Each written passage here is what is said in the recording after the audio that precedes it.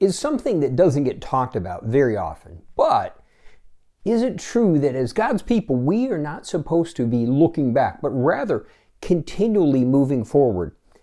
Is it really that bad to look on the past with nostalgia? And is God really that concerned? This week we got a really good question. This was a great one. And that is this. So Lot's wife looked back at the destruction of Sodom and Gomorrah, and she was turned into a pillar of salt. Why was that? And is it really that important to you and I? Now, we will cover that at the end, and if you don't know the story, we'll briefly go into it. But why is that relevant to us? But it did open up further discussion in this. And something that we don't talk about often enough, and we should, and that is this. That we all of us do it. I do it, I'm sure you do it too. And that is when we are facing uncertainty and facing the unknown, there's a tendency to reflect back on times that seem better. A place, an era, a season, whatever that seemed better. Why is it God does not want us to do that? And why is it He wants us to continually move forward in Him in faith and not cling to the past? Now, let me be clear. I'm not talking about looking back with fond memories, but it's that sense where we wish it was like that again. We could even go to the extent, you see this happen where people, ministries, businesses, they try to recreate that season. They try to make this happen all over again because they want to live in that era. No matter how successful that was at that time, God is continually moving us forward and doing something new. Now, a great example of that is when God was taking His people out of their past, out of Egypt, and He was taking them somewhere great, but along the way, they didn't understand the journey. And there came times where they literally would look back, as bad as Egypt was, they would look back with longing. Why? Because as much as we say we like change, we don't. We hate the uncertainty, we hate the unknown. And so often we would be willing to settle for second best rather than allow God to trust Him, to have the faith to allow Him to take us through those times of unknown into something completely better.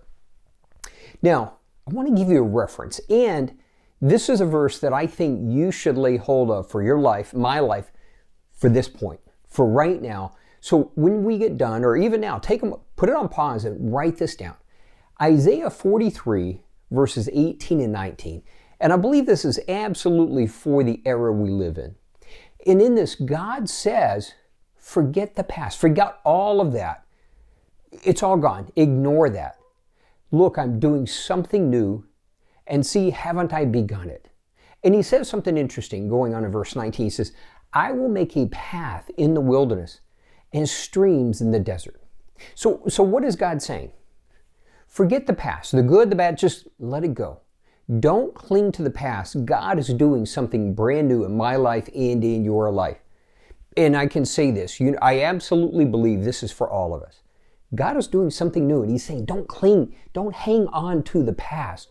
Don't try to recreate that, but rather let it go and move forward into all that He has for you and I. And that's easier said than done, because that's why the second half comes into play. Because this is how God works. See, what happens is when we are holding on to the past, what are we doing? We're not operating in faith, but rather we're looking at something that seemed to work to whatever degree. Maybe it had great success. Maybe like for the Israelites, it was bondage, but at least it was something they knew. But rather, God is saying, go with me into the unknown, have faith, trust me. Remember, God says that anything that is not faith is actually sin. So God is challenging you and I. But remember, that second part says He's going to make a path in the wilderness. In other words, where He's taking us, just like He was taking His people to the promised land, it was a journey they didn't understand and couldn't understand. It required a complete reliance on Him. And that's where He wants you and I. He doesn't want us. I'm going to make a bold statement. He doesn't want us getting too comfortable. That doesn't mean He's punishing us, but rather for us to move forward into all that He has for us requires being willing to give up what we believe is comfort and put our absolute reliance in Him in spite of uncertainty and the unknown. So it goes on and says that I will make paths in the wilderness. He's going to make a path for you and I where there seems to be none. And He goes on and He says He'll make streams in the desert. In other words, there will be provision. There will be His blessings in the places where it seems like there's none.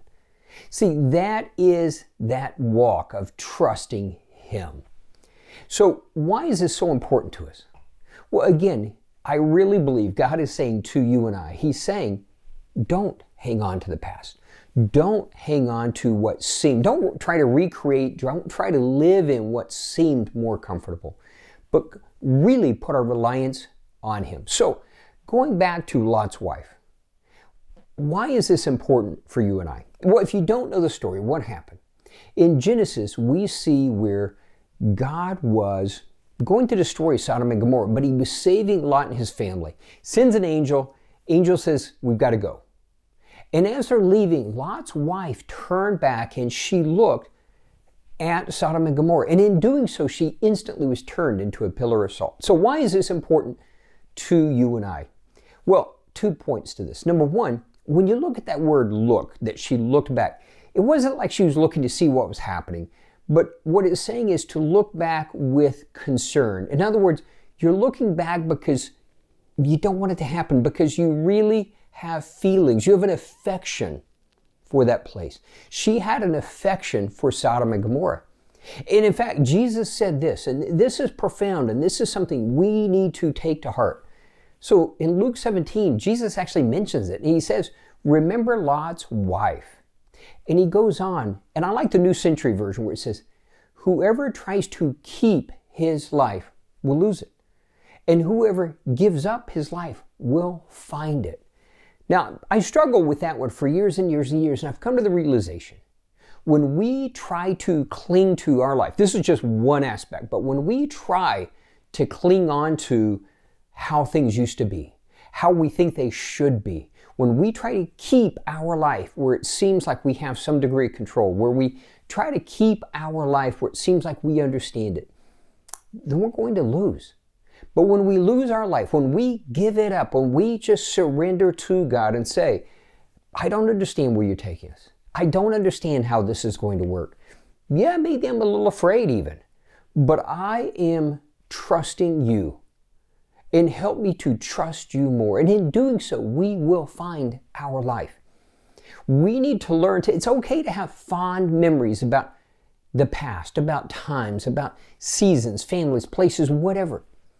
But we can't look at it with the kind of nostalgia that says, gosh, we wish we had that again. We wish we could hang on to that. But rather, we need to learn to completely release, let it go, and completely learn to trust and rely on Him.